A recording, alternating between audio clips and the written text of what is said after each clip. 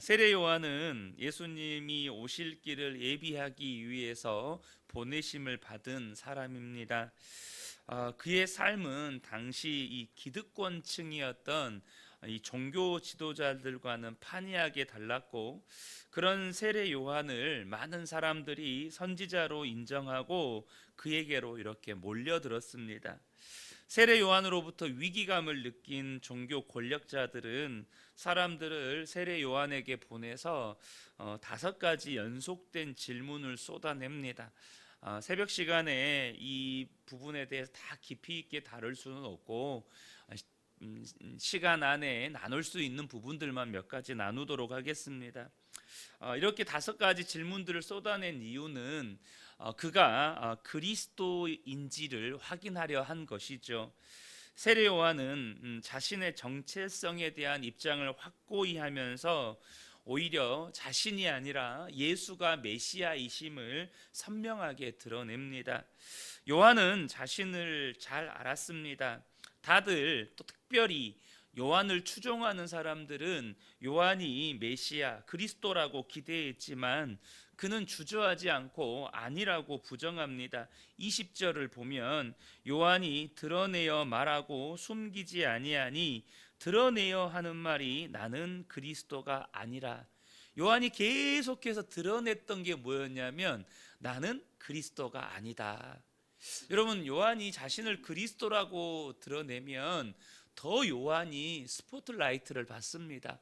더 많은 사람들이 요한을 주목하고, 더 많은 사람들이 요한에게 몰려들고, 더 많은 사람들이 요한에게 박수치면서 그를 추종할 것입니다. 그런데 요한이 적극적으로 자신을 드러내면서 하는 말이 뭐냐면 나는 그리스도가 아니다. 무엇보다 세례 요한을 추종하는 많은 사람들은 자신들이 따르는 세례 요한이 메시아라고 그리스도이기를 바랬는지도 모릅니다. 만약 여러분이 세례 요한이라고 한다면 어떨 것 같습니까? 여러분, 사람에게는 누구에게나 탐욕이라는 본성이 있죠. 그래서 누구나 높아지고 싶고, 누구나 성공하고 싶고, 누구나 사람들로부터 인정받고 인기를 누리고 싶은 그런 삶을 살려고 합니다. 그런 삶을 살고 싶은 욕망이 있는 거죠. 특별히 세례 요한에게도 이 많은 사람들이 나를 지지하고 추종하는데 설사 그리스도라고 대놓고 메시아라고 대놓고 말하지는 못해도 그와 비슷하게 자신을 높여서 더 많은 지지와 충성을 이끌어내고 싶은 그런 욕망이 있지 않겠습니까? 극단적인 예이긴 하지만 제가 얼마 전에 우연히 뉴스를 보다가 자신을 재림 예수라고 선동하는 그런 영상을 만들어서 자신이 운영하는 유튜브 채널에다 막 올린 거예요. 그런데 여러분, 참 저는 신기해요. 그렇게 유튜브 영상을 만들어서 자신이 재림 예수라고 만들어서 올렸는데 사람들이 거기에 몰려들어요. 저는 그걸 보면 이게 어떻게 여기에 속아 넘어가지? 이 시대에도 이런 선동 영상에 속아 넘어가는 사람들이 있나? 그래서 그 사람에게 막 재산 갖다 바치고 헌금하고 해서 50억을 갈취했다는 사기 혐의로 이 사람이 이제 붙잡혀서 이제 구속됐다는 뉴스를 보았어요. 여러분, 이게 사람이 가진 본성입니다. 여러분, 예수님이 2000년 전에 오셔서 언제 사람들을 선동해서 자기에게 재산 갖다 바치라고 했습니까? 그러면 적어도 재림 예수라고 이렇게 자신을 선동할 것 같으면 예수님처럼은 살아야죠. 여러분, 그렇지 않습니까? 예수님처럼 살아야죠. 그런데 자기가 재림 예수라고 하면서 사람들에게 자기에게 재산 갖다 바치라는 거예요. 이게 얼마나 모순된 모습입니까? 이게 사람이 가지고 있는 본성이죠. 그런데 세례 요한은 자신의 본성을 따라 혹은 사람들이 기대하는 사람으로 살기보다 하나님이 부르신 정체성을 따라 살기로 합니다. 자신을 부르신 정체성대로 살기로 했다는 거예요. 이것이 우리가 세례 요한에게서 배워야 할 성도의 삶의 자세입니다. 우리가 이 세상을 살 때 높아지고 성공하고 사람들에게 인정받는 것, 누구나 꿈꾸지만 그게 중요한 게 아닙니다. 특별히 여러분, 마귀가요, 예수님을 시험할 때 무엇으로 예수님을 시험하려고 했습니까? 세 가지였잖아요. 돌을 떡덩이로 만들어서 먹어봐라. 천하 만국을 너에게 줄 테니 나에게 절해봐라. 성전에서 뛰어내려봐라. 그러면 천사들이 너를 지켜줄 것이다. 이 세 가지로 시험을 합니다. 무엇을 의미하는 겁니까? 먹을 것을 위해서 인생을 살라는 거예요. 세상에서 성공하고 높아지는 게 중요하다는 것입니다. 너의 능력을 증명해서 사람들에게 인정받고 존경받아라 라는 거죠. 그래서 여러분, 공중권세 잡은 자, 이것이 에베소서에서 말씀하는 마귀의 그 모습이지 않습니까? 이 공중권세 잡은 마귀에게 사로잡혀서 세상 풍조를 따라 사는 사람들은 한결같이 이것을 향해 달려갑니다. 말 그대로 먹을 것을 위해서, 더 잘 먹기 위해서 인생을 살아요. 세상에서 높아지고 세상에서 성공하기 위해서 삽니다. 나의 능력을 증명해서 사람들에게 인정받고 박수받는 그런 삶을 꿈꾸면서 살아요. 여러분, 여기에 속으시면 안 되는 겁니다. 성도는 내가 누구인지를 알고 하나님께서 나를 부르신 그 소명을 따라 사는 것이 중요하다는 것입니다. 여러분, 목회자라고 왜 유혹이 없겠습니까? 목회자 안에도요, 성공하고 싶은, 성공하는 목회를 꿈꾸는 그런 본성이 있어요. 목회자로서 많은 성도들에게 이름이 알려지고, 이름만 되면 그 목사님 정말 유명한 목사님, 이것이 목사들 안에 꿈틀거리고 있는 본성이라니까요. 목사라고 성도하고 다를 것이 하나도 없어요. 모든 사람은 똑같습니다. 그런데 여러분, 꼭 기억하셔야 돼요. 성도에게 있어서 정말 중요한 건 내가 누구인지 아는 거예요. 그리고 나를 부르신 그 소명 따라 사는 것입니다. 하나님께서 우리에게 부여하신 정체성을 발견하고 참 자신으로 사는 것, 그것이 사는 길이고 생명의 길이고, 무엇보다 바로 예수 그리스도를 드러내는 증인의 길이라는 것입니다. 요한은 하나님이 정의하신 자신의 정체를 제대로 알았고 그대로 살았습니다. 그는 자신을 무엇이라고 소개합니까? 23절을 보면 이르되 나는 선지자 이사야의 말과 같이 주의 길을 곧게 하라고 광야에서 외치는 자의 소리로라 하니라, 이렇게 말씀합니다. 자신은 소리라는 거예요. 이 말이 무슨 뜻입니까? 자신이 말씀이 아니라는 것입니다. 자신이 그리스도가 아니라는 거예요.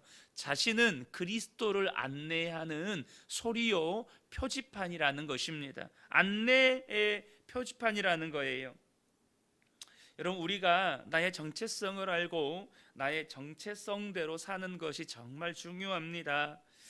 그런데요, 여러분, 하나님께서 이렇게 나를 부르신 그 부르심을 따라 살다 보면 때로는 오늘 본문의 세례 요한에게 많은 사람들이 몰려들잖아요. 세례 요한을 정말로 참 선지자라고 하면서 많은 사람들이 몰려들고 그에게 세례를 받고 그를 추종하는 제자들이 됩니다. 이처럼 부르심을 따라 살다 보면 하나님께서 때에 따라서 높이시기도 하세요. 그런데 여러분, 저와 여러분이 아셔야 됩니다. 하나님이 높이실 때 그때가 우리에게는 가장 취약한 순간이라는 것입니다. 무슨 뜻입니까? 바로 그 순간을 마귀가 노리고 우리를 미혹하기 시작한다는 거예요. 어떻게 유혹합니까? 네가 높아져라, 네가 영광을 취해라. 그러면 여러분, 여기에 마귀의 속임수가 있습니다. 그러면 하나님이 더 영광 받으실 것이다. 너 높아져라, 너 더 많은 사람들에게 인기를 누려라. 그러면 너를 통해서 하나님이 영광 받으실 것이다. 여러분, 우리가 정신 바짝 차리셔야 합니다. 소리는 말씀을 대신할 수가 없습니다. 여러분, 소리는 말씀을 대신할 수가 없어요. 자신이 마치 그 말씀 자체인 듯 사람들을 오해하게 만들면 안 된다는 것입니다. 이것은 직접적으로 이 교회 안에서는 말씀을 전하는 목회자인 저를 향한 말씀이기도 합니다. 여러분, 말씀을 전하는 자, 증인의 삶에서 정말로 중요한 건 받은 대로 전하지 않는 것, 혹은 나아가 받지 않는 것을 전하는 것은 모두 말씀의 왜곡이고 내가 소리가 아니라 말씀이 되는 죄입니다. 물론 교회 안에서 제가 하나님의 말씀을 받은 대로 전하지 않거나 혹은 받지 않은 것을 말씀인 것처럼 하여서 여러분에게 전한다면 그것은 소리인 제가 말씀이 되려고 한 죄를 범하는 것입니다. 그런데 마찬가지로 저와 여러분이 세상에 살아갈 때 우리는 또한 말씀을 전하는 소리가 되어야 합니다. 저와 여러분 모두는 세상을 향해서 말씀이신 예수 그리스도를 전하는 소리여야 한다는 것이죠. 그때 저와 여러분이 소리인 우리가 말씀이 되려고 하는 유혹에 맞서 싸워야 한다는 것입니다. 천하에 구원할 진리는 예수 그리스도밖에 없습니다. 무엇보다 세례 요한은 자신이 말씀의 소리라는 것을 분명히 알고 소리로 살기 위해서 한 선택이 하나 있어요. 그게 뭐냐 하면 그의 거처를 광야로 옮겼다는 것입니다. 그는 그의 삶의 거처를 광야로에서 사는 것을 고수했습니다. 이유가 뭘까요? 오직 하나님만 바라보기 위해서였습니다. 세상의 소리에 섞지 않기 위해서였습니다. 그러나 여러분, 우리는 이 세상 속에 살아가면서 세상의 소음들을 너무너무 많이 듣습니다. 세상의 온갖, 이 시대는 정보포화 시대잖아요. 무수히 많은 소리를 듣습니다. 그리고 말씀에다가 그 세상의 소음을 섞습니다. 그리고 세상의 소음을 섞어서 거기에 내 생각도 섞어서, 그리고 거기에다가 내 생각도 섞어서 사람들에게 전합니다. 여러분, 그러면 그건 더 이상 소리가 아니라 내가 말씀이 되어버리는 것입니다. 사랑하는 성도 여러분, 말씀에다가 세상의 소리를 섞지 마세요. 세상의 소음 섞지 마십시오. 내 생각 섞지 않으셔야 한다는 것입니다. 그러려면 어떻게 해야 됩니까? 세례 요한이 광야로 갔어요. 이유가 뭡니까? 하나님만 바라보기 위해서였습니다. 다시 말하면 여러분, 저와 여러분이 소리로 살려면 말씀에 집중하셔야 한다는 것입니다. 하나님께 집중하셔야 한다는 것입니다. 여러분, 매일매일마다 말씀 읽으셔야 합니다. 그런데 말씀을 읽는 순간에만 말씀에 집중하시면 안 돼요. 우리는 세상을 살아가잖아요. 세상을 살아가다 보면 나도 모르게 세상의 소음들이 들려옵니다. 이 사람 말, 저 사람 말, 뉴스나 언론을 통해서, 또 미디어를 통해서 세상의 소리들이 들려옵니다. 그때 어떻게 해야 합니까? 그러므로 저와 여러분이 주야로 주님의 말씀을 묵상해야 하는 것입니다. 주야로 말씀을 묵상해야 돼요. 그래야 우리의 마음 안에 말씀이 새겨집니다. 그리고 나는 말씀을 전하는 소리가 될 수 있는 것이죠. 이 새벽에 함께 예배하는 우리 모든 성도님들이 자신의 정체성을 분명하게 알고 세상에서 정말로 말씀을 전하는 소리로 살아가는 그런 복된 성도님들 되시기를 예수님의 이름으로 축복합니다.